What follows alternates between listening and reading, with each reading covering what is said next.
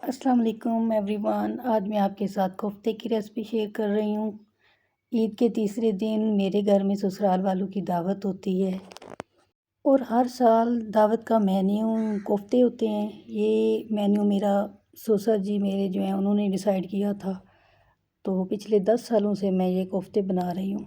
तो मैंने सोचा कि आपके साथ मैं आज ये रेसिपी शेयर करूँ। अच्छा, इधर मैं एक और बात करूँगी कि वीडियो जस्ट वॉच करने के लिए कि क्या चीज़ कैसे पकती है, आप रील्स या शॉर्ट्स देख सकते हैं। लेकिन अगर आपको कुछ सीखना है तो उसके लिए आपको हमेशा लॉन्ग वीडियो की हिदायत लेनी पड़ेंगी। यकीन करें, आप मेरी ये वीडियो इंशाल्लाह वॉच करेंगे तो आपको नॉलेज में काफ़ी इजाफ़ा होगा। आप बहुत कुछ आपको सीखने को मिलेगा इसमें से।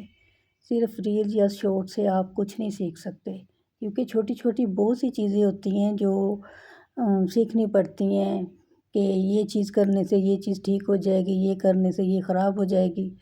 तो तफ़सील से ये सीखनी पड़ती है। मैंने बहुत कोशिश की है कि मैं ये वीडियो कम से कम लॉन्ग रखूं, लेकिन मेरी मजबूरी थी कि इतनी तफ़सील से जो बात करनी थी मुझे, वो इतना मेरा टाइम लग रहा था।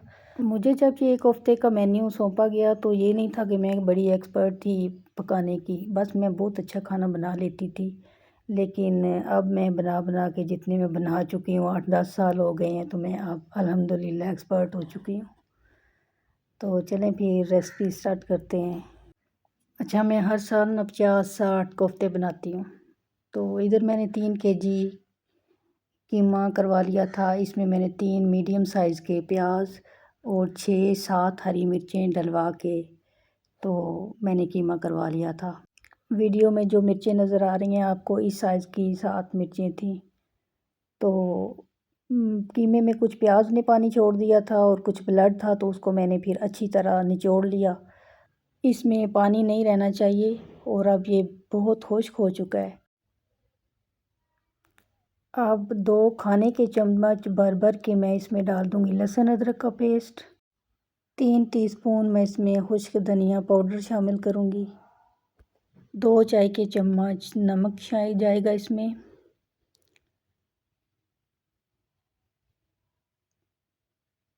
और 3 चाय के चम्मच गरम मसाला पाउडर।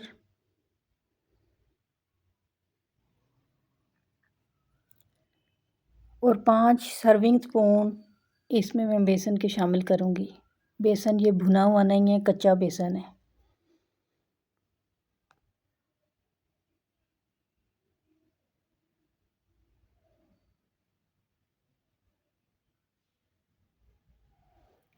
और 3 अंडे शामिल करूँगी।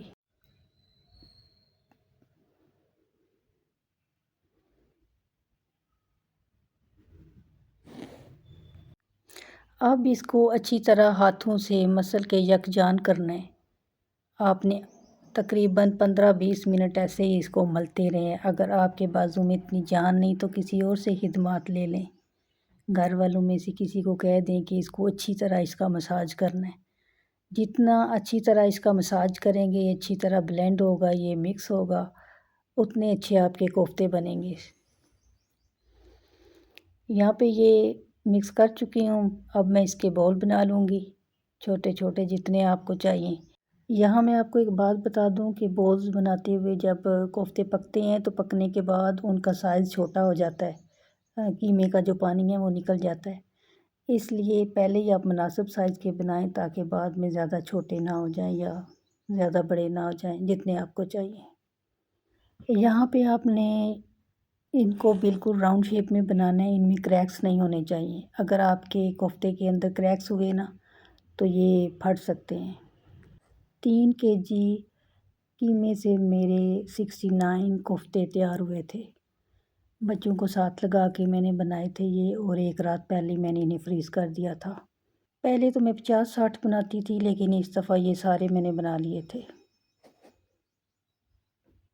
तो इधर मैंने प्याज ले लिए हैं।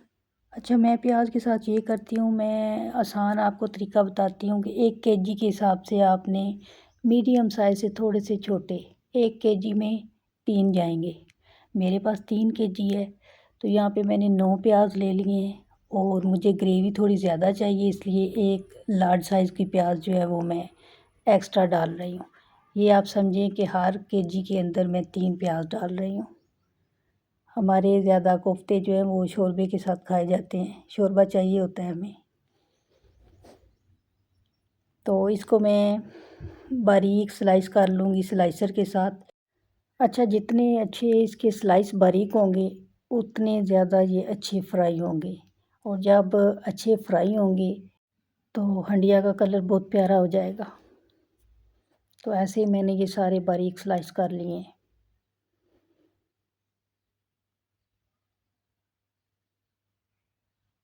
अब मैं 5 ये जो चम्मच आपको नज़र आ रहे हैं इन्हीं से मैं कुकिंग करती हूँ। ये 5 चम्मच मैं ऑयल के शामिल कर रही हूँ, क्योंकि ऑयल कम होगा तो प्याज अच्छे फ्राई नहीं होंगे। बाद में आप ये ऑयल एक्स्ट्रा निकाल भी सकते हैं।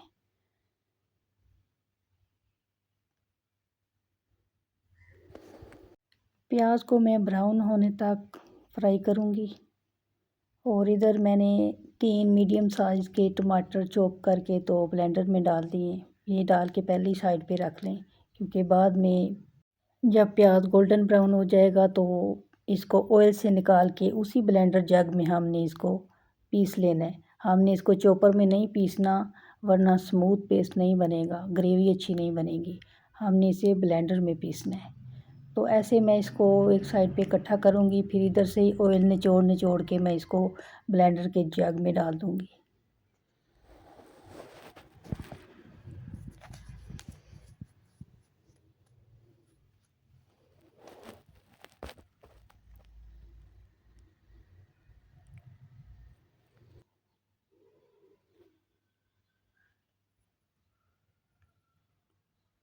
प्याज सारा डाल दिया, और जो चमचे के साथ लगा हुआ था ये भी मैंने उतार लिया है।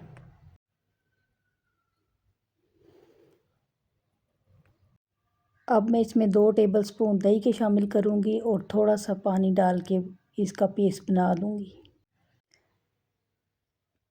मशीन को थोड़ा सा ज़्यादा चलाइएगा ताकि इसका पेस्ट बहुत ही बारीक बन जाए, उसी से ग्रेवी अच्छी बनेगी।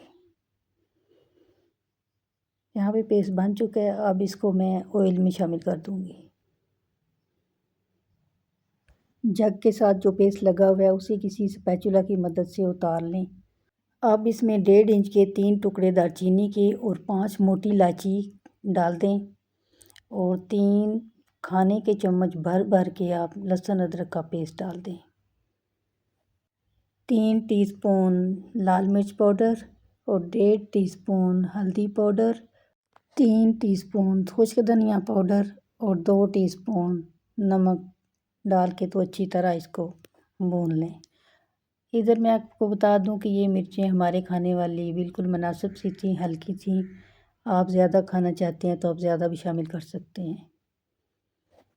अब मैं 3-4 मिनट के लिए इसको भूनूंगी, यहाँ तक कि इसका ऑयल सेपरेट हो जाए और मसाला सेपरेट।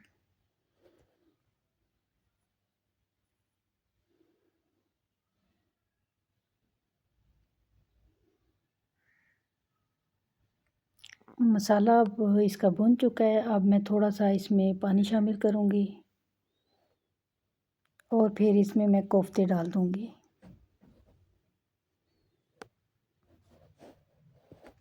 मैं कोफ्ते फ्राई नहीं करती, मैं उनको डायरेक्ट ऐसे ही डाल देती हूँ। ये फ्रीज़र से मैंने निकाल लिए हैं। अब मैं इन्हें पतीले में डाल दूँगी।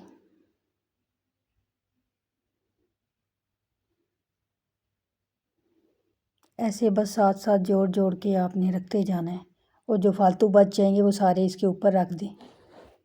कुछ भी नहीं होगा, बिल्कुल भी नहीं टूटेंगे ये इंशाल्लाह।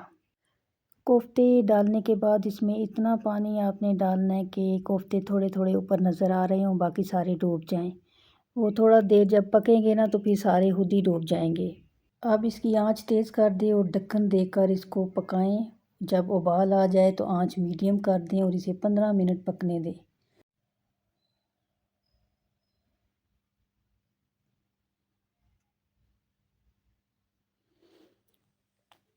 अब 1.5 पाव दही ले लें और उसे अच्छी तरह फेंट लें, और इसको कोफ्ते के अंदर शामिल कर दें। ऐसे थोड़ी थोड़ी जगह बना के आपने नीचे से इसको खुरचना है, क्योंकि अक्सर ये नीचे से लग जाते हैं थोड़े से। और चम्मच चावलों वाला आपने इस्तेमाल करना है जिसे चावल पकाते हैं। अब दही शामिल कर देना है। अब इसको मज़ीद 10 मिनट के लिए पकने के लिए छोड़ देना है। दही को अच्छी तरह मिक्स कर लें और ढक्कन बंद कर दें इसका दोबारा। अब जो ढक्कन देकर ये दोबारा पकेंगे दही के साथ तो ये बहुत सॉफ्ट हो जाएंगे। यहाँ वीडियो पे दोबारा ढक्कन देना मेरा शूट नहीं हुआ। अब पानी काफ़ी हद तक इसका सूख चुका है। अब इसकी बुनाई का टाइम है। अब हमने इसमें चमचा नहीं चलाना, वैसे ऐसे ही कपड़ा पकड़ के तो दोनों हाथों से घुमाते जाना है, क्योंकि अब इसमें चमचा चलाया तो ये टूट सकते हैं। ये बहुत ज़्यादा इस वक्त पक चुके हैं। अब भूनते हुए इसे ज़्यादा टाइम नहीं लगेगा। बस ये ऑयल सेपरेट होने तक हमने इसको भूनना है। ऑयल सेपरेट हो चुका है। अगर चमचा मारने की ज़रूरत पड़े तो फिर ऐसे ही मारना है, वो चावलों वाला चमचा आराम से जगह बना के नीचे से, कि नीचे लग ना जाए। लगने नहीं चाहिए, ये अक्सर लग जाते हैं। अब इसकी जितनी ग्रेवी आपको चाहिए उतना इसमें पानी शामिल कर लें। हमारे यहाँ ये नान के साथ खाए जाते हैं और हमें शोरबे वाले चाहिए होते हैं। हमारे यहाँ शोरबा पसंद किया जाता है कोफ्ते के अंदर। तो बस मुझे इतनी थोड़ी सी थिक ग्रेवी चाहिए, ज़्यादा भी पतला नहीं है। तो अब इसको ढक्कन दे के मैं 5 मिनट के लिए पकाऊंगी और ये साइडों से पहले थोड़ा थोड़ा साफ़ भी कर लूँगी स्पैचुला की मदद से।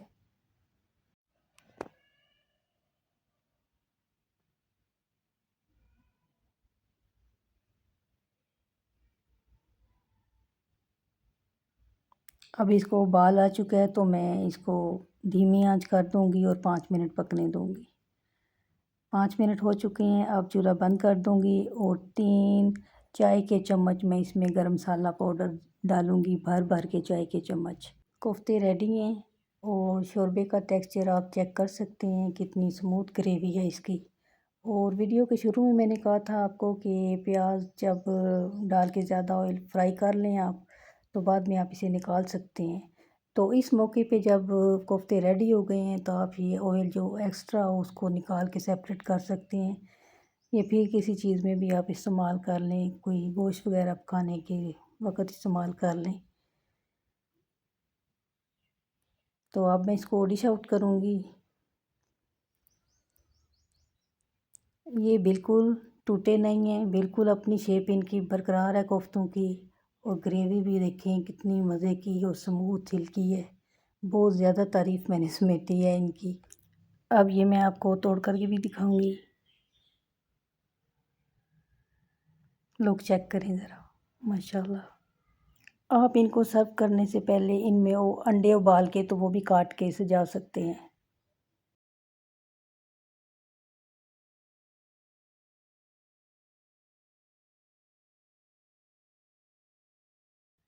वीडियो अच्छी लगे तो मेरे चैनल को लाइक, सब्सक्राइब और शेयर कीजिए। Thank you for watching. मिलते हैं नेक्स्ट वीडियो में इंशाल्लाह। अल्लाह हाफिज़।